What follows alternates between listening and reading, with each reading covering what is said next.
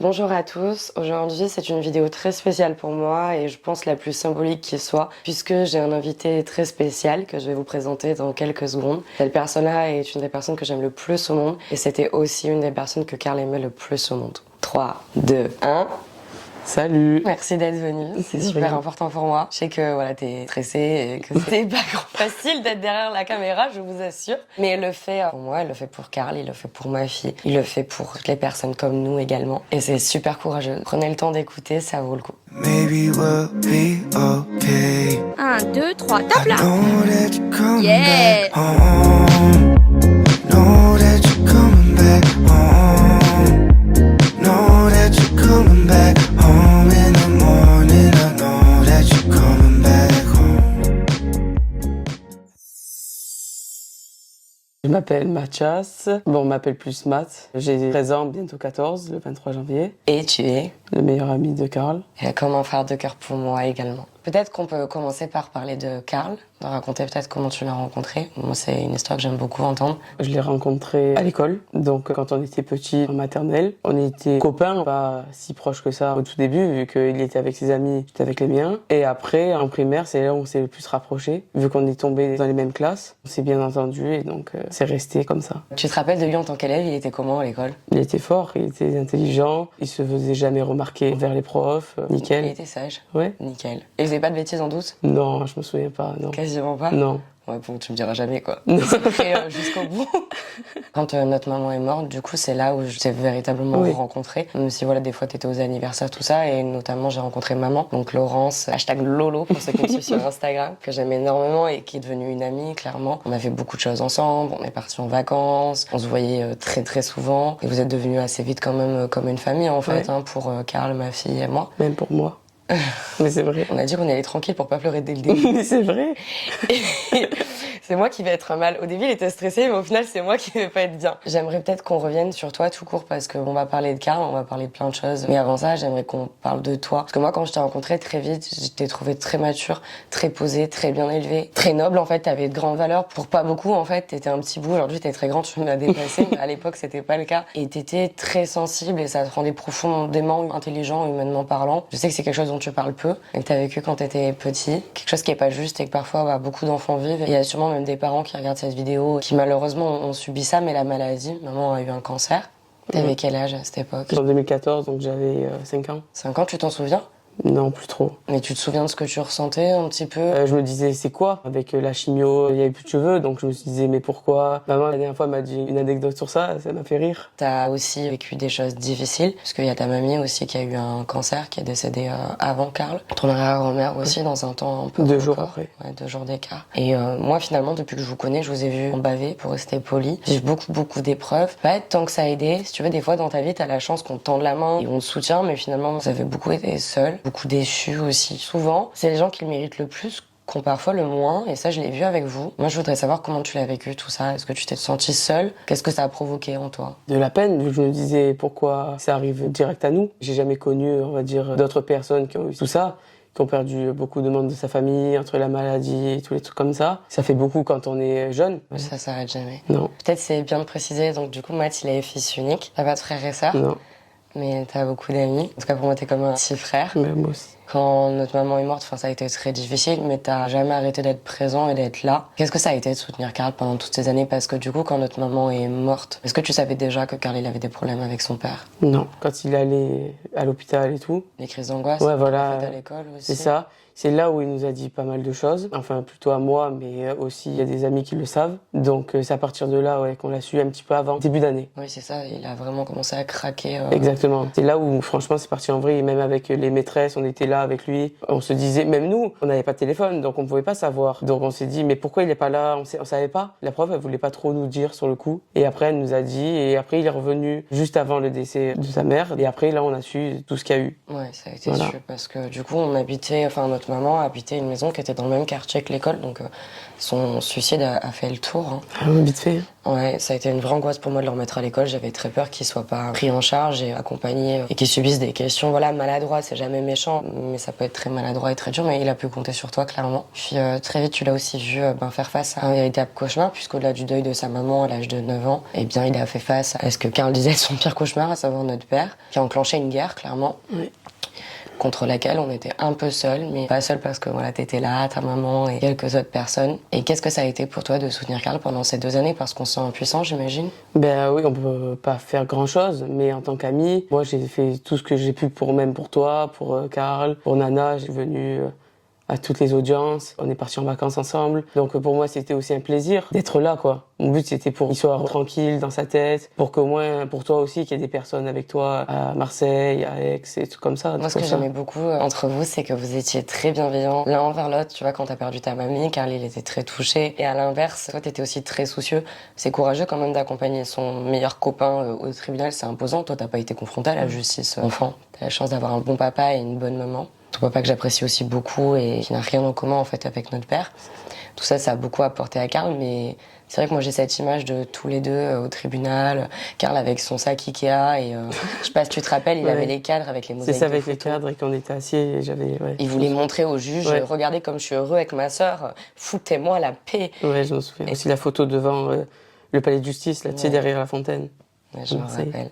Et t'étais là et tu lâchais pas, et même si c'était impressionnant, parce que moi je me rappelle quand même que t'étais inquiet en fait. T'étais pas tant stressé parce que ça te faisait peur, mais t'étais inquiet pour c'est ton ça. pote. Moi j'étais inquiet pour ce qui allait après. Pour moi c'était juste que j'accompagnais devant la porte. Mais moi je me disais qu'est-ce qui va lui arriver, j'espère pas qu'il parte avec son père, vu qu'avec tout ce qu'il nous dit sur toujours lui la peur, et tout. hein, c'est ça, on a l'impréhension. Tu vois toutes ces audiences qu'il y a eu, l'angoisse qu'on avait tous, si on est honnête, à savoir est-ce que le juge va renouveler le placement de Karl chez moi, est-ce que la justice va enfin mettre un stop à notre père, quand est-ce que ça va s'arrêter, quand est-ce qu'il va arrêter de dicter sa loi, parce qu'au décès de notre maman on avait réussi à faire réserver donc son droit de visite et d'hébergement, donc il ne pouvait plus voir Karl seul, mais la menace elle était toujours là.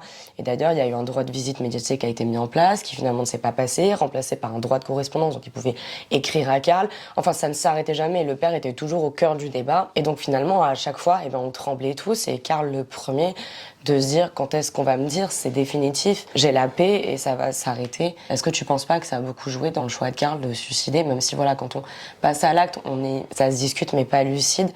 Est-ce que tu penses que Karl il y a un moment où il a plus supporté en fait de vivre avec cette angoisse, et on lui donnait des réponses sans être vraiment ferme et définitif, et on lui parlait sans arrêt de son père malgré tout? Ouais, mais sur le coup moi j'aurais pas fait ça. Toi t'as encore ce truc de te dire on aurait pu changer quelque chose, ça aurait pu être différent? Ouais, moi j'aurais pensé qu'il y aurait eu quelque chose, ou que même que ça reste comme ça. Si ça restait comme ça, à la limite qu'on allait au tribunal tous les 6 mois ou un truc comme ça, et que ça se renouvelle. Mais est-ce que toi t'arrives à entendre que Karl ça il le supportait pas? Ou t'as encore la colère? Ouais. Ma fille est en colère encore, moi aussi, moi je le suis parfois.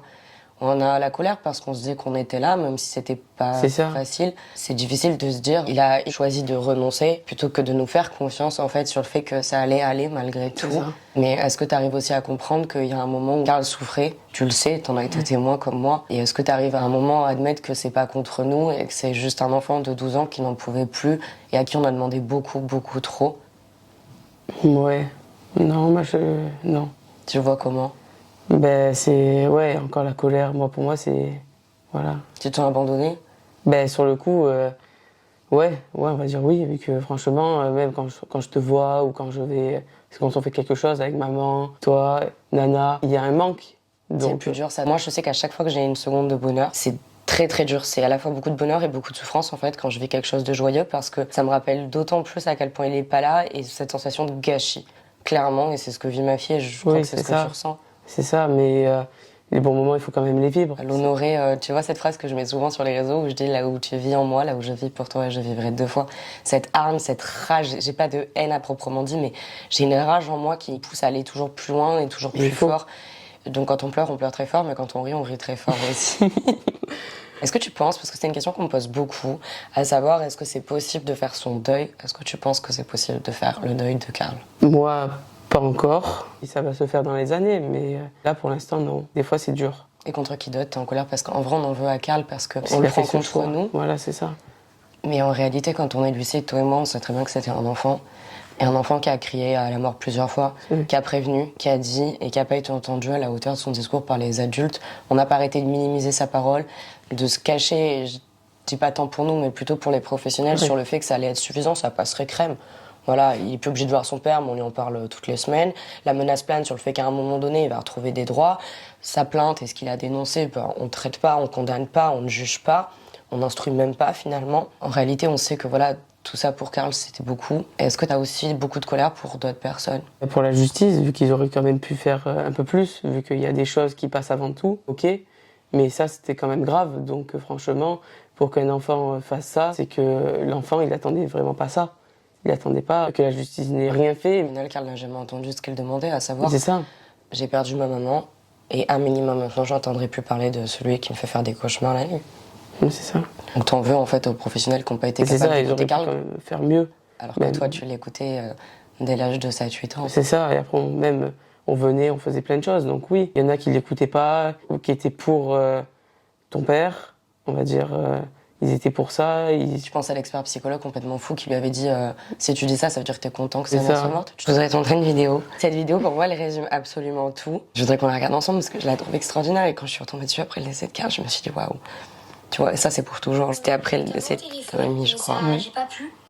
J'espère vraiment que tu vas bien. Écoute, je suis désolée pour toi, mais Stéphie et moi, on est là du fond du cœur. On t'aime, on sera là pour toi. Je sais que ça peut être difficile. Tu sais, moi, j'ai perdu Tim il y a 2 mois, voilà. Je sais que c'est très difficile. Si t'as besoin de parler, moi, je suis là. Enfin, je suis ton amie. Je serai toujours là pour toi. Je t'aime vraiment. Je suis là pour toi. Stéphie est là pour toi aussi. On t'aime tous. On est tous là du fond du cœur. Et voilà, donc je pense fort à toi et je te fais des bisous. C'était quelque chose quand même, tous les deux. Moi, je me rappelle à quel point il y avait tenu. Il voulait faire cette de vidéo. Il était vraiment chagriné, tu vois. Et vous êtes un peu pareil tous les deux. Moi, quand je te vois, je suis très fière parce que je trouve que tu as réussi à ne pas laisser des douleurs pareilles te transformer parce que quand on souffre ou quand on est déçu, c'est pas le cas forcément avec Karl, mais il y a beaucoup de douleurs, on peut changer parce qu'on en a marre de souffrir et donc du coup on s'endurcit. Et toi, je trouve que t'es resté toujours aussi humain, toujours aussi entier, toujours aussi fidèle. La loyauté, c'est une vraie qualité qui te détermine avec maman et papa. Et je suis très fière parce que finalement, vous faites partie quasiment des seules personnes qui honorent mon petit frère depuis 1 an et demi. Quand je vois à quel point t'es courageux, à quel point t'es entier, tout ça, ça me donne beaucoup d'espoir, tu vois. Je sais que t'as du mal à pardonner à Karl ce choix de sauter la vie, mais en même temps, je pense que tu le comprends mieux que beaucoup de gens aussi. Et qu'au fond, toi, tu sais très bien que ça n'avait rien à voir avec toi.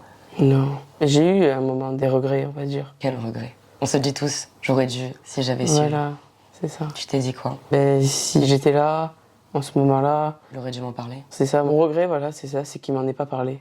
Alors, peut-être qu'on peut adresser un message à toutes les personnes qui ont des idées noires parce que c'est quelque chose dont on parle pas. C'est quelque chose qu'on a à tous, en tout cas j'ose espérer. Mais je pense finalement peut-être quasiment tous eu un jour dans notre vie, même une seconde. Ça nous traverse à tous l'esprit dans la souffrance, je crois, de nous dire j'en peux plus, je veux que ça s'arrête, quelles que soient les épreuves. Et s'il y avait des gens là qui nous regardaient et qui avaient des idées noires, tu leur dirais quoi pour les garder parmi nous? Moi, j'aurais dit de le dire à des gens de confiance, qu'il faut le dire parce qu'après on pourrait faire bouger quelque chose, hein, même en tant que famille, amis. Peut-être leur parler de la souffrance pour ceux qui Ouais. restent, parce que quand on est aveuglé par notre chagrin, volontairement, on enlève un petit peu tout ce qui nous retient et on ne voit pas à quel point ça fait du mal aux gens qu'on aime. On voit pas à quel point ça pourrait aller mieux. Peut-être leur dire qu'ils n'ont pas le droit, tout court. Non, je sais pas. Est-ce que tu crois qu'on a le droit, normalement, de faire ça?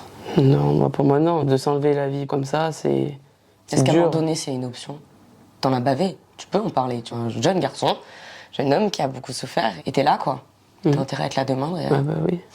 Ah, mais je serai là. Hein. Il faut quand même le vivre, c'est des épreuves de la vie, mais si jeune, c'est dur quand même. De perdre son meilleur ami comme ça, du jour au lendemain, Il c'est fera dur. toujours partie de toi, mais... Bah oui, c'est dur quand même. Surtout quand on n'a pas le choix d'avancer parce que c'est la seule chose à faire et à la fois ça nous éloigne et en même temps on est toujours aussi proches, je crois.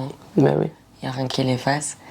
Et s'il y a des jeunes ou des moins jeunes qui regardent cette vidéo, qui vivent des choses difficiles, qui souvent ont honte, tu vois, les gens quand ils subissent des violences diverses et variées, notamment sexuelles et l'inceste, ils ont peur d'en parler, ils ont peur de détruire leur famille, ils ont peur qu'on les croie pas, ils ont peur de tellement de choses. C'est pire que le Mont Blanc à escalader, en fait, d'imaginer franchir ce cap que de libérer la parole, surtout quand on voit ce que fait la justice parfois, ou trop souvent même.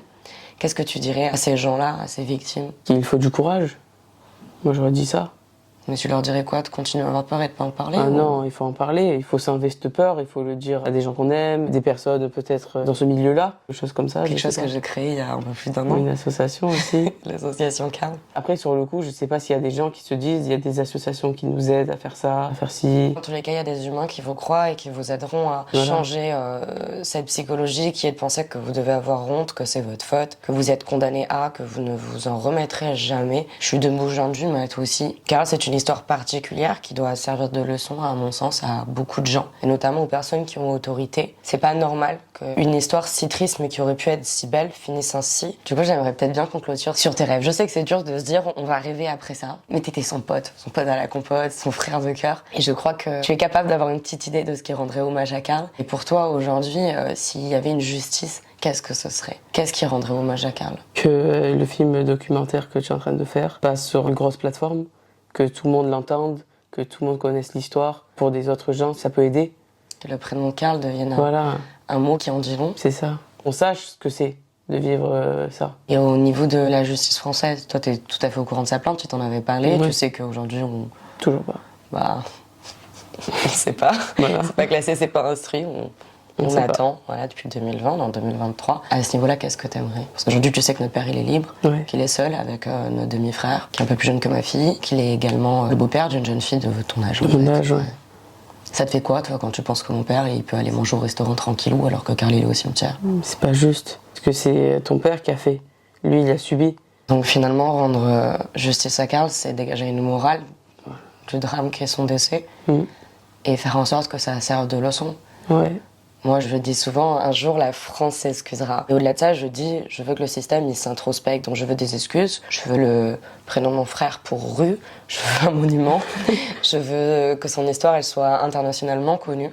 Parce que la France doit tirer des leçons de ses erreurs et doit assumer le regard d'autres pays. Mais au-delà de ça, je veux qu'elle change. Je veux qu'on arrête de brasser des longs discours à la télé. Parce que c'est pas comme ça en réalité. Et quand je vois, voilà, Matt qui connaît une histoire au cœur, t'es notre famille, quoi, clairement. T'étais celle de Carl également. Et bien lui, quand il regarde la télé, ben, il a le démon. C'est insupportable d'entendre des discours du style il faut croire les enfants quand un des enfants qui le méritait le plus n'a pas été cru.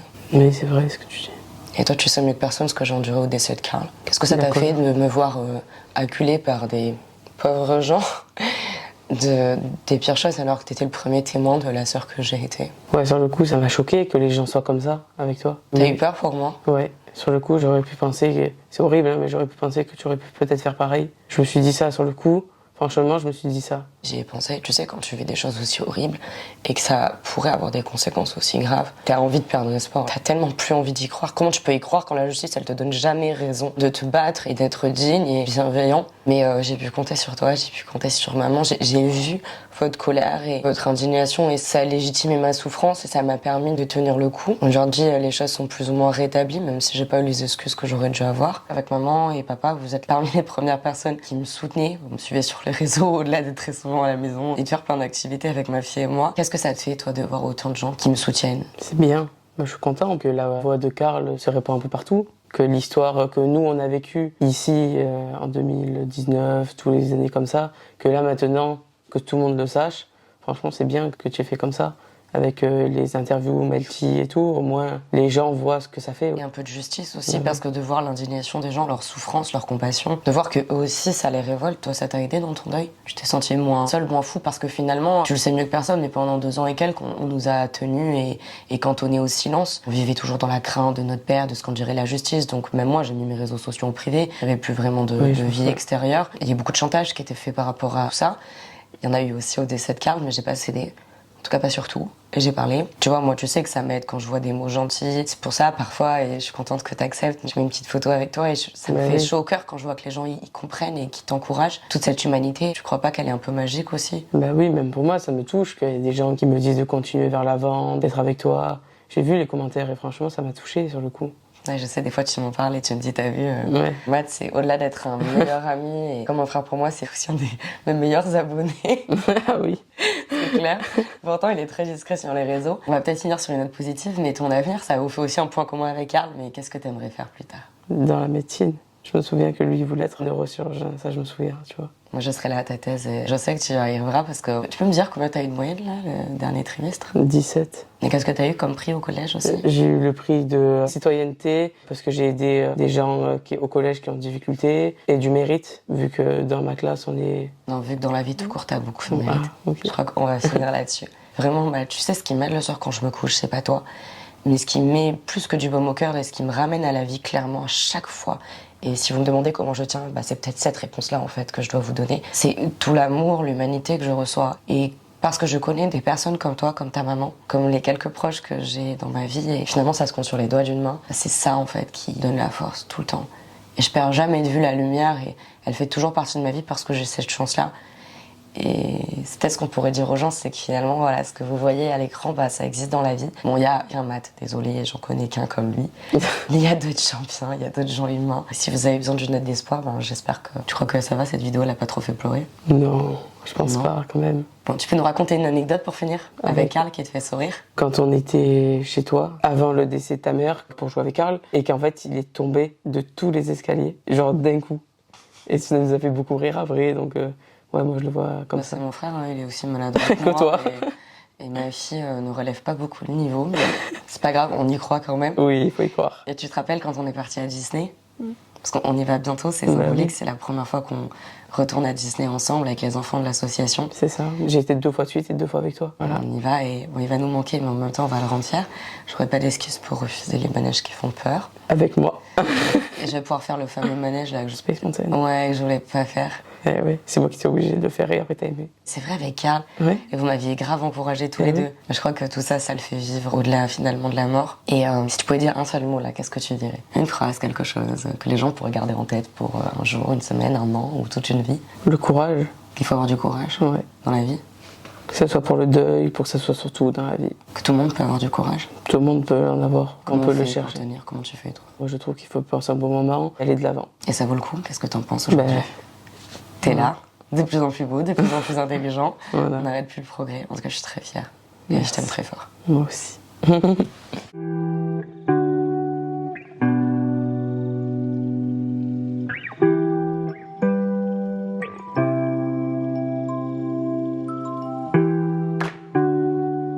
Salut.